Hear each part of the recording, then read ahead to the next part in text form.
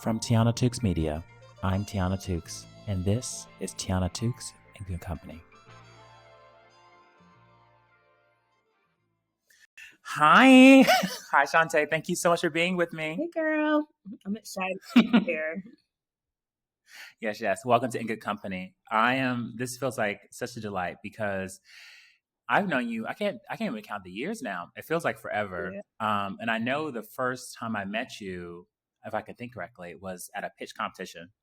And at some hotel, the St. Regis in Atlanta. It was some hotel. Right. The first time was at the SVB picnic outside. Yeah. Yes. Yeah. But I do remember distinctly one of the first time meeting you that was at that pitch competition. I ran up to you and I was like, "Girl, I love what you're selling. Let's talk about it." I was like, "Are you open to feedback?" And I just kind of like went in like true to form of like my personality. But from there, like I have just felt so privileged to have a front row seat of your growth, your business's growth. And so today I want to talk to you about WellCapped, about Shanté Frazier as well, and about all things your next chapter. So let's get into it. For those who don't know you, I probably already given them a little rundown about you, but let's talk a little about the person, like the young woman, the girl that grew into Shanté, the woman today. Tell me about your hometown and what it was like growing up there. Yeah, so I am from a smaller town in Ohio, Northeast Ohio, called Canton, Ohio. And growing up, I had a lot of cousins, a very, very close-knit family, which I appreciate now. But when I was younger, that looked like if I had a bad grade on a report card, everyone knew about it. And then going to the grocery store, everyone knows everyone, being from a small town. So I could not get away with anything. If I was at the football games cutting up, my mom knew by 9:00. So it was definitely shaped who I am today. To this day, my family and I were very close. We pray for each other, we uplift each other. My family has played a major role in who I am today. So I'm very grateful for that support. But growing up, it was very annoying to have 100 people in your business. So I understand that too. I grew up in a small town in Georgia, or medium-sized small town in Georgia, and my family was around me, so it felt like you couldn't do anything without somebody helicoptering around you for good reason to like check you and be like, "Babe, what you doing? Get yourself together." But we also have another tie because you're my Spelman sister, and and so I want to talk to you a little also about, because you also were a guest in my class I taught at Spelman on Black women entrepreneurship. So talk to me about Spelman and going from Ohio. Did you always dream of going to Spelman? Like, how was that journey? First of all, I want to pause to give you your kudos. When I sat in on your class, I was blown away. As you said, I went to Spelman, and I remember sitting there thinking, I really wish we had a class like this when I was going through my coursework at Spelman. So watching you give them real life application and seeing how excited your students were made me really happy and excited about the future of my alma mater that I love so much.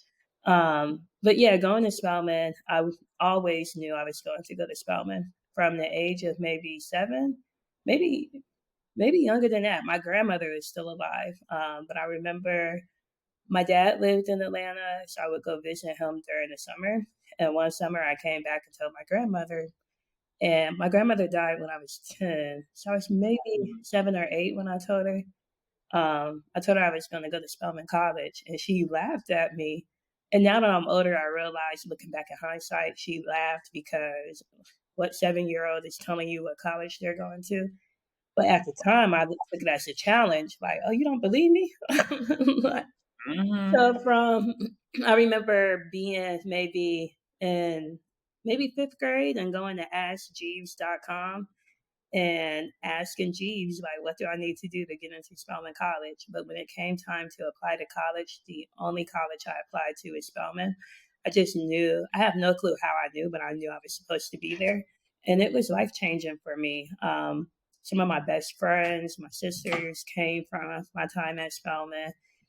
Became so much more confident. I went from being the only Black girl in elementary and middle school High school was more diverse, but I went from being the only Black girl in my class to all of a sudden having a whole 400 other sisters who looked like on campus. It was magical there. They instill in you confidence. They tell you who you are, show you who you are. They demand that you walk into the room and know you belong there. The illustrious Spelman. Yes. I mean, it's to be expected, honey. I mean, one of my favorite things, like my Spelman sisters, I went to Morehouse, was about when people would say things like "Spell women don't cut corners." Oh yeah. And so it's not even like walking across the grass. It's like we got to walk the full path. I do not walk on grass. We don't cut corners.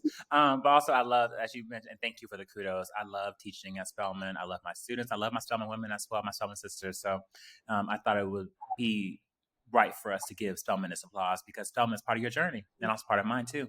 And so what is so beautiful about, your time at Spelman and other places you've been is that Spelman was, I remember you spoke in other podcasts and other, articles about your business and your career journey, is that you actually, I think that's where you decided to join ROTC or, pursue that as well. Can you talk about that decision and how to, going from deciding like, I'm going to join the armed forces and do service? I was the first person in my family. Well, I had an aunt. My aunt Audra also went to college out of state.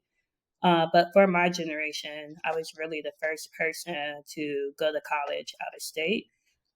So we didn't know anything about financial aid and how that differed from going to in-state universities and colleges and public universities versus private universities. We were truly ignorant in the true sense of the word. Like, we just didn't know what we didn't know. And I remember my freshman year, second semester, I received a note like, if you don't pay this tuition bill, I think it was like $17,000. But at the time, I remember seeing the amount and saying, like, what? 17,000? But it said, like, if you don't pay this by the end of the semester, we're going to drop all of your classes.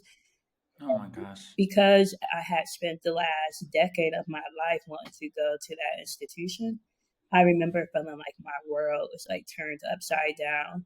So I went to Google. We were no longer in the Ashland days. We were at Google now. And so, how do you pay for college? And the first thing that popped up was the Army. And the next day I went to the recruiter's office, and without telling anyone, because I'm crazy, I signed the papers and joined the military. And then my second semester of my sophomore year, I took the semester off, went to boot camp. And anything about me, I don't like camping. I don't like running. I don't like loud noises. So if you can imagine, I probably was the last person in the military. And I tell a funny story. When I first got there, the drill sergeants, the first 3 days, maybe 5 days, are in processing a boot camp. And I thought that was actual boot camp. I didn't realize it was in processing. So I was like, oh, I can do it for a few more months. And then after that, they told us to get on the buses, and they took us to our actual drill sergeants. And I was like, oh, this is boot camp.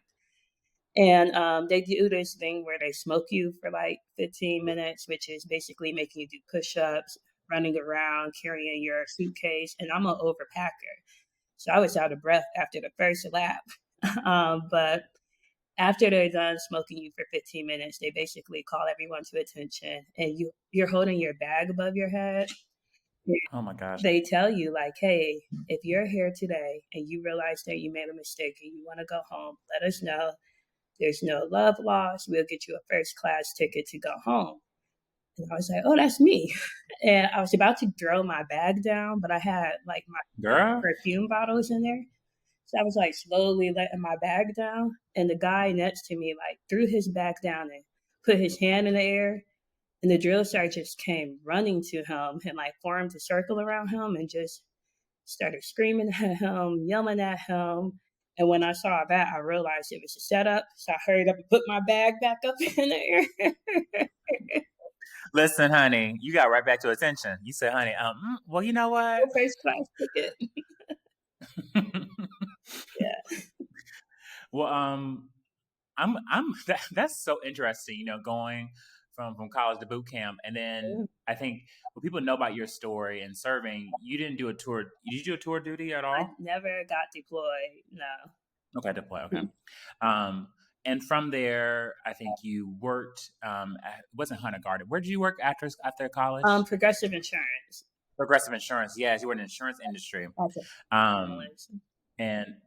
And what I find so interesting is that you were like, baby, the insurance industry was not as attractive to do. So let me go to school again. And so you went to NYU to get your MBA from Stern, which is a great, fabulous school. So yes, all that. And what is so interesting is from there, I think you did consulting similar to me for roughly a long period of time at PwC. Yep. And I'm just fast forwarding a bit to get people into like how we get to WellCapped. And I think though, let's not go to PwC, right? So you're at PwC, you graduate, you have your MBA in tow, your Spelman degree in tow, all those things, and you're coming up at like, I think, how many years you spent there? Like 4 years or so, 3 years, or 6, 3.5. 3 years, and so you're realizing this ain't really it. I've done this for a minute, and I need to figure out what to do next. I love to consult too. I just couldn't anymore because of all of the traveling. Travel Monday through Thursday every single week, and that became too much. But I started, actually someone reached out to me on LinkedIn about the Wayfair opportunity, and at the same time I was kind of had an idea in my head about what I wanted to build, but not really. So took the Wayfair offer because it was a nice offer, and went to Wayfair. And that's when I started working on WellCapped at the same time, simultaneously. My aunt gave me the idea. We were on the phone one day. I was participating in a venture studio, which is where they work with people who they believe will be good entrepreneurs. And the one I did was backed by Generator. So that's a Generator with an 8 in it. Yeah, and I had a good time doing that program, but I was doing it while working full time, so I was so tired. Hustling. Yeah, very tired. But did both the program and Wayfair together for a year. And then after a year, my stock in Wayfair had vested, and I realized I could no longer put my body through that. So that's left to when you think WellCapped. When WellCapped is also a sponsor of this podcast, so which I'm so grateful for. So thank you to be one of the first sponsors of like our debut. And so some people have gotten an intro already if they listen to the first episode with Charles Harbison about what WellCapped is and the service. But for those who are just tuning in today and listening to this episode, can you explain to them the beauty and the genius behind what WellCapped is and what it offers to your members? Yeah. So my aunt basically, every week in the adventure studio that I did, you had to present a new idea for 4 weeks. And one week I had no clue what type of idea I was going to present. And I was on the phone with my aunt, and my aunt said, someone should create a rental company for wigs and hair extensions. And I kind of paused when she said it because it was 2021. If you remember, like it was the height of COVID, basically. People weren't sharing anything. But I thought about it like, I'm spending so much money on my hair, and I don't even consider myself like one of the glam girls. So imagine how much people who are into their beauty and enhancements are spending on their hair. If I'm spending thousands, how much are people really spending? Yeah. They represent like the average consumer. But I don't know. So I started looking into the numbers, looking into the data, and I realized that this industry was growing, but no one was really paying attention to it because it was so fragmented. And then the reason that it was growing is because the way our relationship with our hair is changing. Back in the day, people had, and not like back in my mother's day, you had maybe 1 or 2 hairstyles that you stayed with throughout your lifetime. Like if you look at a picture of my grandmother from the 70s and compare it to like her hair in the 90s, it was basically the same hairstyle. No, we don't change it up that much. We just keep it going, same look. Now you can look through someone's timeline on Instagram, and it's a different woman. Looks in every single picture, different colors, different lengths, different textures. So people were starting to think of their hair as an accessory. And we saw the same growth happen in the industry in the late 80s with Nike and the shoe industry, where people went from thinking of their shoes as a form of function, like I'm going for a walk, let me put on my shoes, to people to think of their shoes as an extension of their outfit. And that's how Nike was able to blow up. So I was like, hey, people aren't going to keep spending hundreds of dollars every time they want to change their look. If we have an advantage in hair that didn't exist in the shoe industry, which is that hair is basically one size fits all. It's bulky when it comes to shipping, and then it's not as much wear and tear after using it. So let's take advantage of those differences. How long did it take you to get it up and running? I mean, going from idea to concept and also to actual material in someone's hand, the trying on the wigs.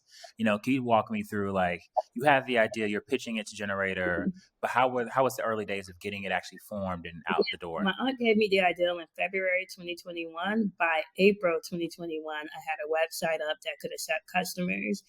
Now, I want to caveat that by saying I was in a venture studio, so I did have capital to make it happen that fast. But I think there was a blessing and a curse because, yes, I had the MVP launch by April, but I had no clue what I was doing. I ended up doing a pitch competition for Black Women Talk Tech. Well, I love them. Shout out Black Women Talk Tech. Love them. We ended up winning, but I did that maybe 4 months after my aunt gave me the idea. And if you look at that pitch deck, I have no clue how we won, but we ended up coming in second place. Is that the picnic you're referring to? The rooftop? Was that the rooftop bar in Brooklyn somewhere? SPB had an event for female founders. We were outside at a nice restaurant. I believe it was in Buckhead. With Jason? Yep. Oh my gosh. Okay, yeah, I do remember that. I'm just like, oh, I don't know, my timeline's messed. I guess I did meet you there because shout out to Jason Good and also SCB. Love her. Yes. All Jason. Shout out to Jason. Okay, back to this. So you launched the MVP. Also, how did you determine what the MVP was? For people tuning in, minimal viable product is what you decide your business needs in order to go into service or offer a good. For those who are just figuring out how to get started, but how did you determine what your MVP was for this subscription business? Subscription business. Yeah, I worked backwards. In order for this to be true, the fact that WellCapped could be a viable business, what hypothesis do I have to prove true? And that was people would be willing to rent and borrow wigs if given a viable option. So I basically said, what do I have to do to test this hypothesis? And that was set up a website, maybe put 5 wigs on. I think I had maybe 8 wigs on the website. And then I used Squarespace, which is a no-code tool if you don't know how to build your own website. There's plenty of them out there, but we chose to use Squarespace because I think it was the best for subscription companies at the time. Now Shopify is better. Now there's other companies that are doing improvements. But I did Squarespace, put the inventory up, and then wrote a few Facebook posts and started checking it out. Yeah. I love that. And I think you've spoken as well other places about who you thought your ideal customer was going to be at first. I think initially you thought it was going to be a younger age demographic. Who has it ended up being now, and where has that landed for your business? Professional women between the age of 32 and 43. And it's women who they're making over $120 a year, and they just don't have time to watch YouTube and figure out how to melt and pluck and bleach. They love the fact that their hair is delivered ready to wear to their doorsteps. They want convenience. I know when I lived in New York City, I was a Rent the Runway subscriber. Me too. Yeah. And so I loved going, I think it was off 14th Street at the time, their main flagship store. And I was working at Spotify in 2017. So going from Spotify office, getting my outfit and dropping it off on the way to work at 17th Street and just doing that whole dance of the convenience of that. And I think what you're doing also makes sense to me because there are a class of professional women who are like, baby, I ain't got the time for this. Like, yes, they want, and they also want to look good. They want to look presentable, and they also want to have the convenience of like a service like this. For those listening and tuning in, they're like, girl, why would I ever wear a rented a hairpiece? Can you talk to me about your process, which is rigorous, of how you keep it hygienic? Because for the naysayers, for those who don't believe like this is actually something they should or could be doing, how do you maintain cleanliness with this, especially at scale? Yeah, thank you for that. So, one, I want to step back and say hair is unregulated, meaning the hair that you're getting from overseas, there is no one at the port standing over there with a magnifying glass making sure that it's been sanitized and checked. So, a lot of Mm, times, unless you were taking the steps and sanitizing the hair yourself, you're essentially putting hair in your head that has been sitting on the warehouse floor, has been cut off, sat on the warehouse floor, and then sewn onto tracks. So I want to start there. Like, it's not a regulated industry. But two, I knew that was going to be a big part just based on my knee jerk reaction to my aunt hmm and that people start renting here, like Rent the Runway. So that was the very first thing I sat down and mapped out. And what we came up with was a 9-step process where the hair is washed twice, sanitized with hospital grade botanicals and chemicals to make sure that any fungi, any bacteria that could be on this wig is completely eliminated. So the same way that a surgeon goes in and cleans his tools before using it on a new patient, that's the same process we do when making sure our wigs are sanitized. How long do people have access to these wigs? Like, is it a month long? So, like, if a person were to, okay, so just book it for a month. Um, Because I'm curious, like, how do you make sure that when they ship it back to you, that it's in a condition where you actually can still clean it? yeah, You that know? is something that's something that we have been working on because it does cut into our margins. If people use a lot of product on their wigs, a lot of times you have to Mm. replace the lace, which is the most expensive part of the wig. But we are working on something that I think might make that process a little easier for us. So stay Mm. tuned for that. I'm really excited. Do people have any of your clientele reached out about cleaning it themselves at home? It's like, have you found that your subscribers or members are wanting to, like, once they receive it, they want to do the actual legwork of like, oh, or if you just have some packaging, I'll do some cleaning for myself to make sure it's up to my standard too. Like, what are some of the behaviors you're seeing from your subscribers today? Because I've met some of your hairstylists, and I've met the people that actually are styling the wigs and also cleaning them. So I've met the team, but I'm curious, like, what are your customers saying too about it? Yeah, so people don't act when you get the hair, it smells and look completely fresh. It looks like a brand new wig. So people don't ask about cleaning it again, because Hmm. the reason people come to us is because they don't feel like styling the wigs in their closet. Um, Absolutely. but people will ask us like, "Hey, I fell in love with this wig. Can I keep it a few extra weeks?" And we will allow it for now because we have a way to manually override our system. But one of the questions that they'll ask is, "What products can I use to bring it back to life?" So we're actually doing the math to figure out if it makes sense for us to launch a consumer product good line, um, Yeah. help people cleanse and refresh the wigs. But more than that, um, one thing I'm excited about, the reason that we don't allow people to, I don't want to say allow, the reason we try to sway people away from cleansing it at home is because a lot of times people don't know what they're doing and they're pulling hair out the lace. Or sometimes one time we had a wig turned back to us damp. They were trying to do us a Mm. favor and like wash it for us, but they didn't dry it completely before sending the wig back. So we had to throw that wig out. So yeah, we've had horror stories, but for the most part, I'm really excited about the community we're building, how people share tips with each other. Hmm. Yeah, so One thing I also am so impressed by your work, and I feel so inspired, is that you're one of the few Black women who have successfully, raised some venture capital either through accelerators, direct from investors. One of more recently, I know that you were in the Family and Friends Accelerator from Austin and Company's firm, Austin Clemens out in LA. Shout out to Austin. So can you talk to me about how you have navigated the venture investment landscape as a Black woman founder when so few Black women have been successful to some degree to even get conversation to meet with investors and pitch? A lot of it was timing, if I'm being completely transparent. We launched in 2021. We went out to fundraise in 2022, and that is when people were, the George Floyd dollars, as I call them, were flowing. So a bit of that was just good timing and God's grace.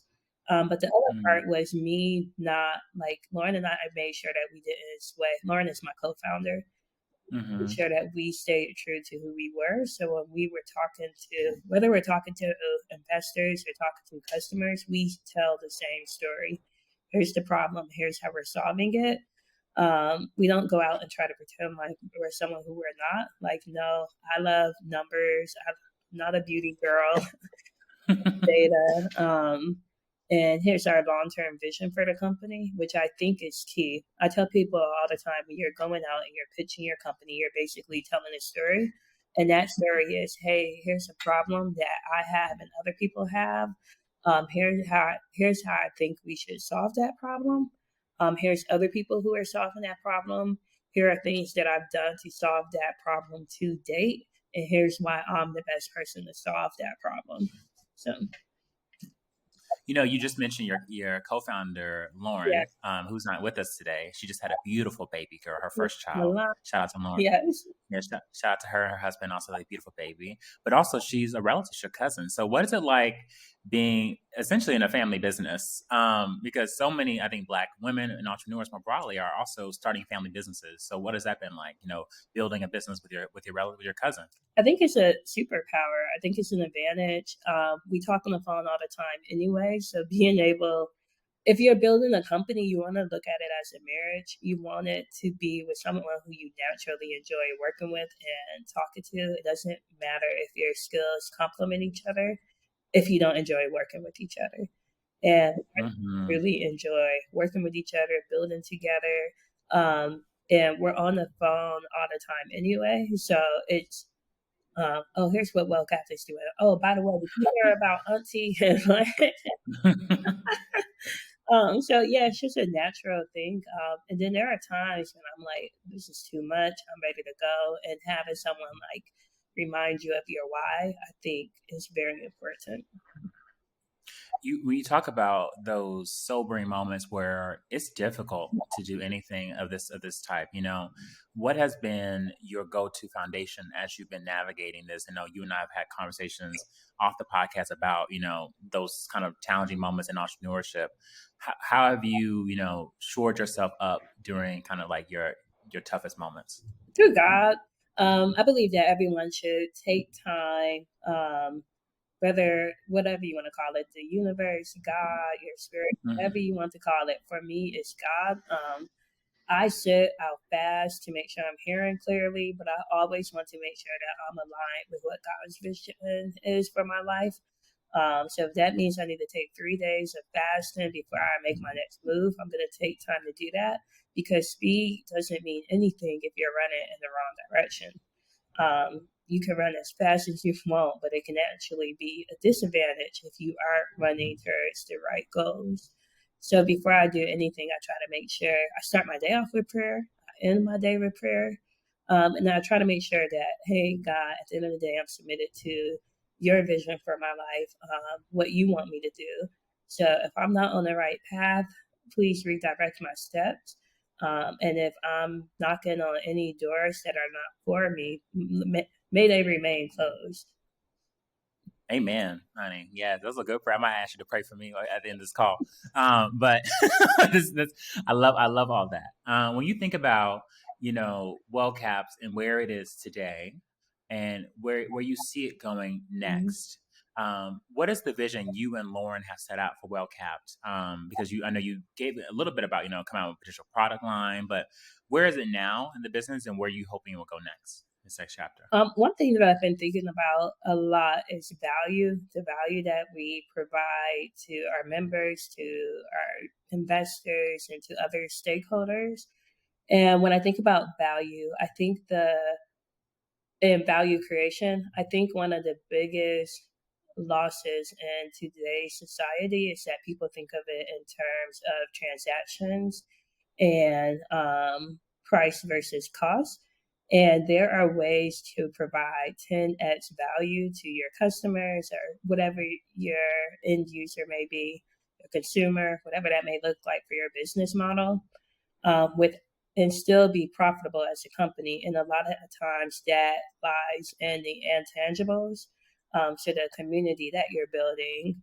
And that's one thing that I think we lost sight of from the very beginning. We talked about the community of WellCapped. And if you think, to me, community is how are your members or your customers engaging with each other?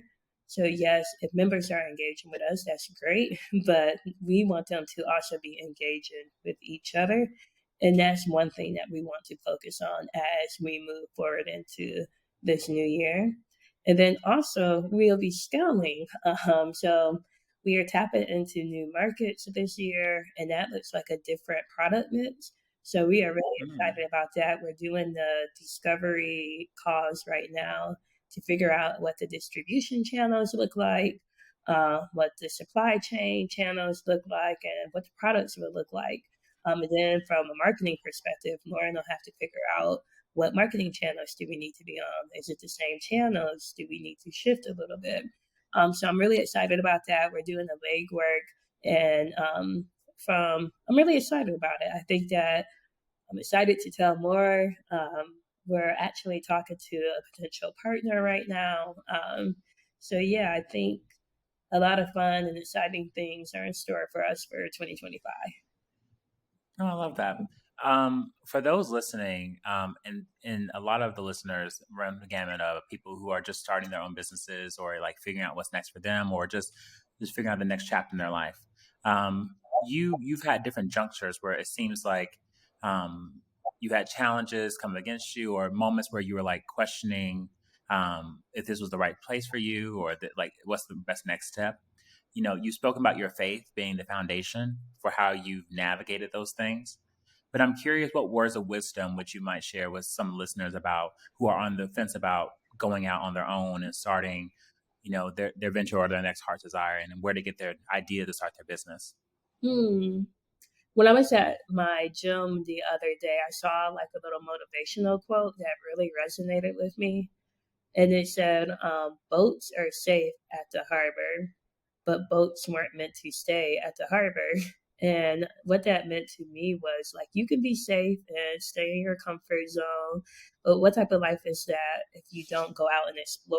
In order for you to get the most out of this life, you're going to have to get a few scrapes on your knees. You have to be okay with that. But you can sit in the corner and not do anything, and like not go take the with everything, and you'll be safe and you'll live a very long life. But what type of life is that? So go out, get the scrapes on your knees. It's okay if you fall. It's okay. Love it. We're all gonna go out and be explorers. I know you're a Sagittarius, so I love my exploring too, honey. I typically wrap up our conversations with 10 good questions. These are fast, like rapid fire, fast questions that you answer. So let me pull that up now, and I'll ask you the set of 10 good questions. One moment here. Let's see. Here we go. All right, here are the 10 good closing questions. I'll ask each, and at your best, just answer them quickly as you can. Okay. So, number 1, who do you turn to for tough decisions? My family. What's your favorite way to recharge after a busy day? Ooh, a nice warm bath with R&B music playing and candles lit. Who do you play? A lot of 90s, so Jodeci, Tony Braxton. Love Tony. Okay. Who pushes you to take risks? My friends. I have a founder friend who is constantly like pushing me. Anytime I'm like, hey, no, I don't want to do that, he reminds me of the alternative. But my friends, my family. Okay, next. This is number 4. Who always has your back? God. Yes. Who makes you laugh the hardest? My daughter. I have a 5-year-old daughter. She cracks me up. Mm-mm. 6. Who's taught you the most about what it means to be a friend? Mm. Hmm. Oh, fast. It's okay. Probably my sister. Yeah, my sisters. I have my sister who I grew up with, and then I have sisters who are really cousins, who I call sisters. But yeah, just learning how to just love, show compassion, and be honest, but also respecting boundaries. Yeah, Mm-hmm. sisters. Shout out to the sisters. Mhm. All right. Okay. 7. What's one thing you wish you had known when you were starting out? It's okay to ask for help. It's actually a disservice if you don't ask for help. So know what you're good at, know what you're not good at, and then fill in the gaps. I agree.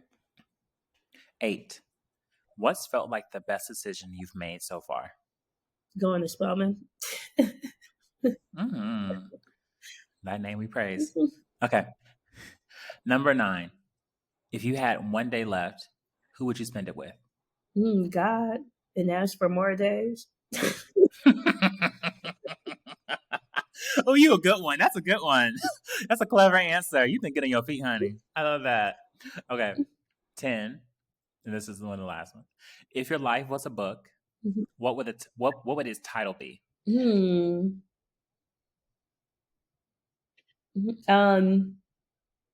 She did it anyway. I don't know. Yes. And what would the title of this chapter in your life be? Oh, harvest. Harvest season.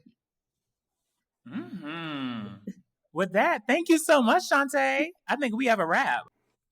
Wait. Before you go, big shout out to my team, Samuel, my producer, Niall, Rondon, my sound engineer. Please, if you enjoyed this show, leave a review. It helps us more than you know. Also, follow some more content. We can't wait to give you more juicy conversations in the future. Thank you so much. Mwah.